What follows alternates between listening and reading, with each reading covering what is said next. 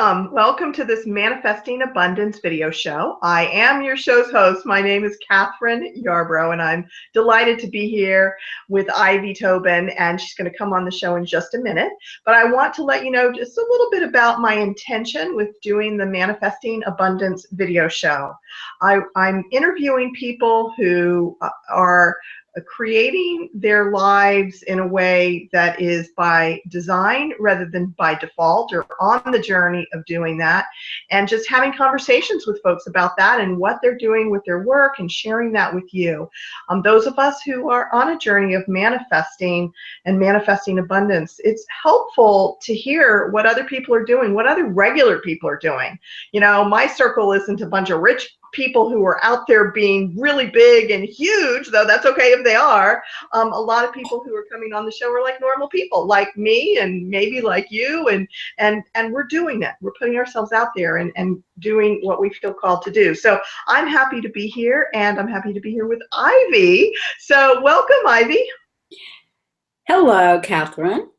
Thank you for having me, and I think I'm very normal, you know, after a good night's sleep, and if my stars are aligned, I'm pretty normal. But anyway, thank you for having me. It was a little bit of a three-ring circus, getting things together, but we did it, and I feel like that was like a major accomplishment, because I agree. I think you should pat yourself on the back for being here, but I interrupted you. You said you were going to. That's okay. I am going to pat myself on the back, as I tell everybody to, when you do something that you're proud of, you have to pat yourself on the back, because why not? Nobody else is going to do it for you many times. So I'm very technologically challenged, and with your help, and then calling Germany to speak to my husband who's traveling, and all the stars must have been aligned, because here we are. So yeah. Thank you for having me. Yeah. So I know you from Facebook. Ivy has a really wonderful Facebook page, and I know that you took the name, it's the same name as your book's name. So could you tell folks a little bit about yourself and about your book and the Society of Recovering Doormats, and I'm just so curious to find out about your process. How it all began, my journey. Well, the Society for Recovering Doormats is actually, you talk a lot about default, living your life in default. Well, for many, many years, I was writing a book, and it had 4 different incarnations, meaning I wrote it, got editors to work on it, sent it out, got rejections. So this went on for about 10 years, and the first title of the book was Out There, then Who Cares, then What Are the Chances? And by the time What Are the Chances was finished, I'd received approximately 87 rejection letters, and I was really, really depressed. And I was in my therapist's office, and I said, look, I just can't do this anymore. It's too depressing. I'm quitting. And he goes, no, don't quit, just do something else. And I said, well, what do you mean, like write another book? He goes, no, just, do something fun. Why don't you get on social media and just like talk to people? And Kathryn, you can imagine how overwhelming that was, given the circumstance prior to connecting with you today. And I'm like, oh my God, what do you mean? He goes, just get on like Facebook, get a page, do something, talk about something you're really good at. And I said, let's see, cooking, no, gardening, no. You know what? I'm really good at being a people pleaser. I'm a great doormat. And he goes, that's great. Why don't you get on Facebook and talk about being a doormat? So this was in July, about 3.5 years ago. And I had to, of course, obsess about it, and try to figure out how to do it. And so by October, I decided that I was going to get on Facebook and I was going to start a page. And I wanted to call it something kind of classy, like, doormat sounds very, like kind of depressing. And then I said, well, if I made it like a club, like a society, maybe people would feel like, wow, this is a cool place to come. Hence, the Society for Recovering Doormats was born out of pure frustration from not having anybody interested in my book. And then I decided that I couldn't really get on Facebook as Ivy Tobin because I didn't want everybody that knew me out in Facebook world and my friends and, all the people that treated me like a doormat to actually see me as a doormat, Ivy Tobin. So, well, I think I'll just use the character in my book. I'll use her name, Rose Gardner. So I started my page as Rose Gardner, and it started, I think the first question, I wasn't making posters. I had no clue, zero clue what I was doing. And I just threw out a question, like, are people born a doormat? Like, is it genetic? That was like basically the way it started. And then little by little, I found my voice, I found my audience, and I completely forgot all about my book and all about my writing. And I became very involved in what people were saying. There seemed to be such an interest in this. Many people pleasers, many baby boomers, women, men over 50 years old, some in their 80s, like, oh my gosh, that's me. And I can't believe it. You just like nailed it. And that's what you mean. I can say no. I never thought I could say no. And it just snowballed and started attracting all these other groups, mental health groups and abuse groups, addiction programs. And I just went with it very organically and didn't try to make it be anything. I just, people liked it, and the more they liked it, the more I gave them what they wanted and opened it up to be a platform where people could come and feel safe and, because it's called the Society for Recovering Doormats. It's for the people. It isn't just Rose Gardner and her spiel. But so anyway, along about a year and a half ago, I'm doing my thing, really forgot about the book, just like it was in a drawer with all the rejection notices. And this person comes over to my site and he's like, well, I am with a publishing company and I really like your message and what you're doing. Do you have any other writing other than this? And I'm like, oh yeah, wait, yeah, I do. I have a book. Oh, so this is wild. What a story. Sent it to him and he's like, well, what are the chances? That really doesn't have anything to do with like, oh, well, wait a minute, just a minute. I can easily fix that, which I did. I went back, I reframed it, and I made Rose a really big doormat. I made all of her friends really mean and nasty. Yes, bless you. You're sneezing on the truth. Bless you. Thank you. See? Sneezed on the truth. God bless you. So anyway, so lo and behold, yada, yada, yada, my book published. And that's how my life as a doormat came to fruition. And My Life as a Doormat is a fictional memoir of Rose Gardner, of the fictional character that people see at the Society for Recovering Doormats. I think I might be catching a cold here. Maybe allergies. I don't know. I got a little, I know you're not supposed to get a cold when you get cold, but I got really cold yesterday afternoon and did the sniffles this morning. But anyway, sorry about that. Okay, so very cool. I didn't realize it was a fictional book. Well, so Life as a Doormat. It's a fictional book. It's a fictional memoir, and it takes place in the 1980s. And it follows the adventures of Rose Gardner, a young girl in Manhattan trying to make it as an actor. She's right out of college, and she gets treated pretty much like a doormat. You know. Now, did you live in Manhattan? And I did. I lived. Did you want to be an actress?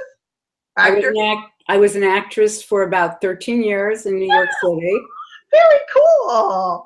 And so this is sort of, you know, based on your life experiences, or totally based on your life experiences. It is a fictionalized reality. I used a lot of experience I had over the course of 13 years, and I narrowed it down to 2. And I, you know, used a lot of my imagination. I fictionalized many, the characters in the book are an amalgamation. I don't know if I say that right, but they're a combination of people I've met, boyfriends I've had, jobs I had. There's only one story in the book that is really pretty factual, and that is in chapter 10, and it's called Cue the Girl. And in this chapter, Rose Gardner has just had it with being an extra. I mean, and we used to like to call ourselves background artists because, you know, extras kind of demeaning, like a doormat. So just makes up her mind, I'm not going to do that anymore, but she's broke. And the phone rings, so yeah, okay, I'll do it, extra job. So she goes to the set, and she gets upgraded. And what that means is they needed somebody to talk. They needed somebody to say a couple of lines. And Rose is like, oh my, I can't believe it's happening. I manifested it. It was like her biggest dream was to actually say something on you know, in the movies and not just be a piece of furniture. So she does the rehearsal with the star, everything. The assistant director is the one who runs everything. And then the director walks in and just points at Rose and says that she doesn't fit in. And they yank her. They just yank her, like kick her to the curb. So that in My Life as a Doormat, that is pretty, very much something that happened to me that gave me a lot of experience about talking about doormatism and what it feels like to feel less than and not good enough and unworthy. And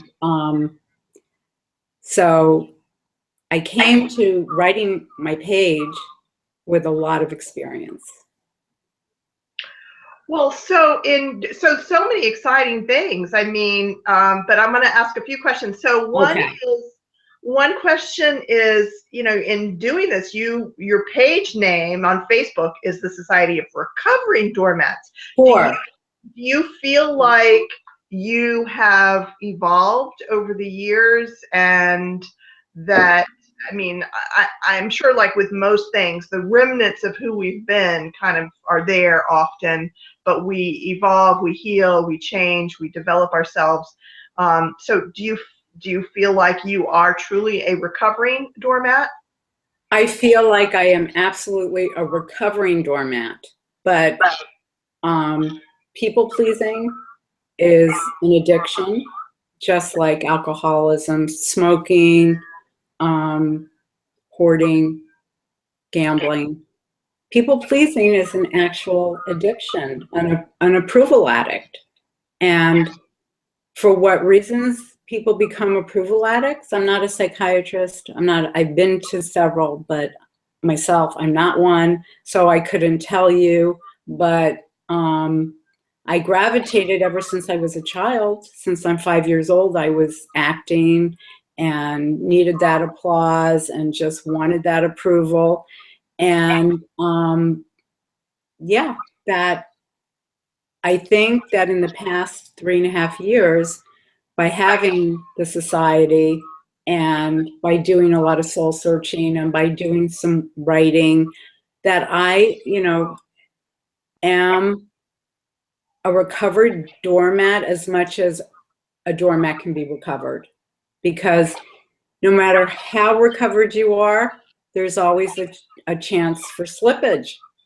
I mean, there's always a chance that somebody will have that power over you, will just hit a nerve, will remind you of who you used to be, good, bad, or indifferent, and you will act like a doormat. But the difference is that you realize it and you just say, well, wait, that's not me anymore. And you have the power to stand up and speak out and walk away. And what I realized is that you have a choice. You can say no. And you can say no without feeling bad. Absolutely. I'm all for saying no without feeling bad. I think it's great. Well, you're empowered.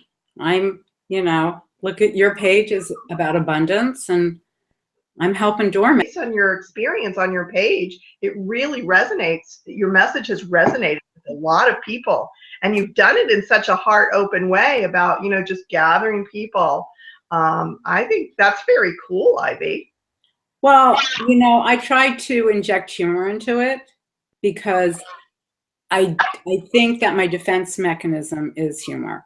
And if you read my book, you'll see that Rose Gardner and the book, even though it deals with a lot of really sad material, that some of it's pretty funny because, you can't take it seriously. I try to look for always the glass is half full and try to look for the humor in even the darkest situation.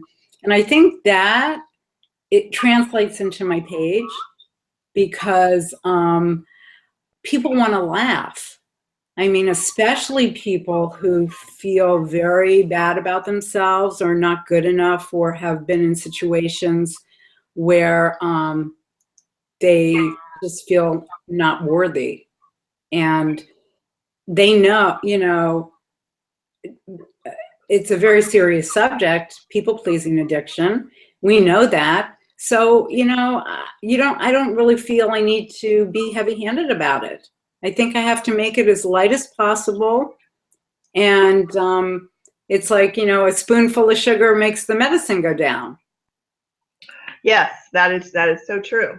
Well, I'm not sure if we're going to come back to this whole people pleasing addiction. I think we will, but I want to ask for sure what has happened with your book. I mean, I've been so impressed from outside watching you share about how you're on a book tour and you're going to Barnes and Noble and you're talking about your book. So, I mean, you really have a publisher and you're talking about your book. How is that all? How is that for you?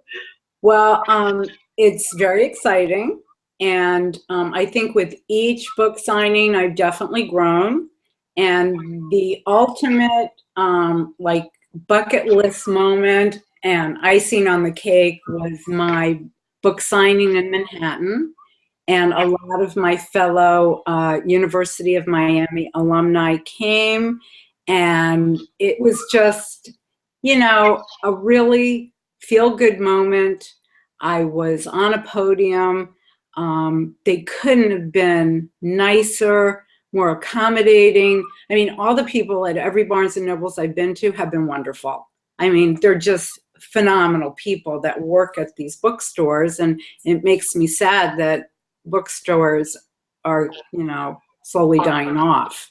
But yeah, I mean, that was like the highlight.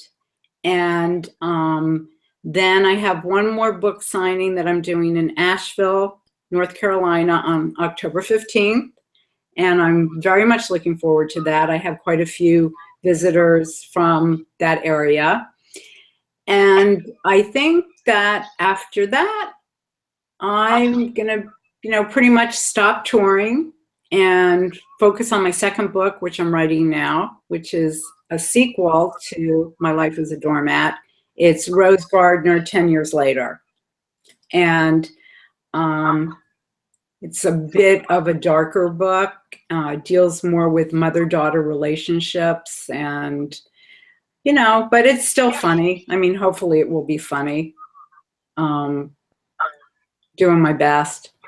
But I did, I'm enjoying everything. I've just learned, as much as, you know, I say no to what I don't want to do, and I say yes to everything that I feel is in my best interest, that will make me grow, even if it's hard. Because I have to tell you, honestly, Kathryn, I was I was very nervous about doing this because I'm technologically challenged, but I did it. Yeah. And with your help, I got on the place where we had to do this, and voila, here we are. Yeah. I think it's great. And I, you know, I think that, you know, that sort of thing for me, having a challenge that I have found a way to work through the little tiny steps. I mean, because each one of the little steps, clicking the link and getting the plugin that you had to go through, I mean, that's a great metaphor for the process of developing confidence and, you know, moving that, you know, what I learned years ago, because I don't know if you know this, but I was a dance movement therapist, which is a psychotherapist. Oh, I'm sorry. Whoops. Okay, I'm going to silence my phone now. I'm sorry. I didn't know that you were a dance movement. Wow. The therapist is a type of psychotherapy that uses movement and words. And so, you know, I did a lot of, you know, I worked with people and I did a lot of studying. And I also had a lot of issues in my teens and 20s that I wanted to work on for myself, in addition to, you know, being able to help people and everything. And one of the concepts that I learned years ago was the whole idea of, I believe they call it locus of control. I think that's the term, where whether it's inside of yourself or outside of yourself. And so if you are a people pleaser, your, you know, your locus of, I think the word is control. It's like your sense of yourself is out there. You know, my hand's out there, is out there. And what we want to do to be healthy, as my experience, is to have it inside of ourselves, and certainly be able to have good relationships with people. And so learning how, for me, one of the things that's helped me along the years has been to recognize if I'm scared about doing something, because there's plenty of stuff, and there's so much stuff I'm still scared about doing, and breaking it down into baby steps and mastering it. And then it's that sense of, you know, we talked about patting ourselves on the back, and you know, because that's when we give ourselves that sense of, oh, look, I did a good job. And then it's, you know, it's not as much a need for outside. But I can recognize, I can understand the addictive quality of that sort of thing too. So that's challenging. So it sounds like you've done a lot of personal growth, and you're sharing some of that, or, you know, some aspects to it on Facebook with your people who come to your page. That's great. One of the hardest things for me to do was 2.5 years into it, and I have maybe, I don't know, 45,000 followers, and they all know me as Rose. And then all of a sudden, the book becomes part of the whole scenario. And it's like, I felt kind of odd in a way because now, okay, who's Ivy Tobin? Because all these people knew me as Rose Gardner. And I really wasn't trying to mislead anybody. It's just, I use that as a student, as a, what do you call it? A pen name. And I used it because I didn't want people that I knew on Facebook, especially old boyfriends that had dumped me, to know that I was doing a page about doormats. But if you went to my blog, there's an about section, and it says very clearly there who I am, what I'm doing, everything. So it wasn't like I was being misleading or trying to fool anybody.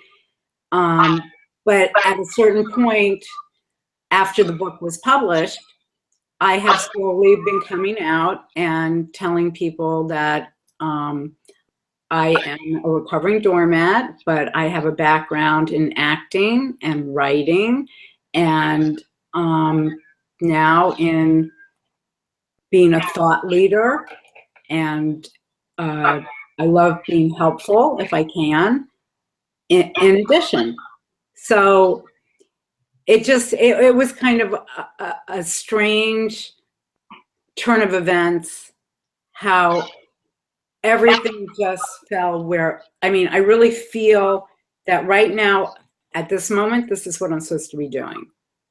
And this is only the second time I've been on camera as Rose Gardner, Ivy Tobin. And I don't know what's going to be next in terms of after I finish the second book. I'm just right now enjoying that, writing in the solitude. Well, it's fascinating to me, this journey that you've been on, and the pieces, from being rejected to creating the Facebook page to having a publisher come and say, hey, we want to publish your book, to getting it out there, and then that shift back to the way you put yourself out into the world, from being Rose to being Ivy, and claiming yourself in the world. And it's probably interesting for your audience to experience that, but even more internally, that had to be an interesting shift. So it's exciting, and it's exciting that you're writing another book. And did the publishers ask you for that, or is it just coming from your own? You know what, I'm just developing it. I don't know if I'll publish with the same publisher. I'm just writing it because I have the burning desire to develop the second book, and I also have a third book, because my life as a doormat was part of a huge manuscript that was broken down into 3 segments. So the first part was developed, and that's when I started the Society for Recovering Doormats. Now I'm working on the second part, and then the third part. But as far as Rose Gardner goes, I look at her as my alter ego. She's my superpower, because when I'm at the society and I'm answering people, and I answer every single question, shout out, private message, a lot of times I'm, there for 10 hours a day, and I wonder, gee, why can't I get any writing done? You just have to kind of pick what you're going to do. But sometimes I'm there many hours. And I feel as Rose Gardner, I can stand up and be strong and, say no and give people my opinion and walk my talk. But as Ivy, it's harder. So I guess, on my Facebook page, I am Rose Gardner. I think in my Rose Gardner brain. But trying to get onto Google Hangout, that's purely Ivy, okay? That is me with all my challenges, exposed, without any, apologies. That's just how it is. It's interesting. That's very interesting to me. And so you're on a journey, and I love that Rose is your superpower, and because she's there and she's growing, that part of you is growing every time you respond to somebody on Facebook and interact with people as her. So I am thrilled to have met you and to experience that aspect of you in this way, Ivy. And I think it's time for us to wrap this up. I'm seeing the power bar on my computer go down to practically nothing. Yeah. And have the plug, and so I want to make sure we end this before my computer goes, ah! Yeah, I hear you. Before the big crash, right? Yeah, so I'm sure that people are going to be interested in your book. I am going to include the link on the page that I'll share this video.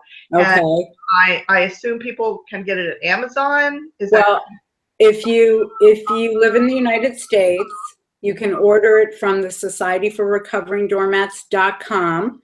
And if you use the PayPal option when ordering, I can sign it and I will send it to you without any shipping or handling, free of charge. Well, I will include that link on the page. And people in worldwide have to go to Amazon, and they can get it. You can get it as on an electronic download as well. So, excellent. All right. Well, thank you for having me. Oh, well, this is such a delight. It's been really fun getting to know you, Ivy, and have a fit for me to have a face and energy with your name and your presence. So thank you for being here. Thank you to all. My pleasure. Oh, yeah. Thank you. Good. Bye-bye.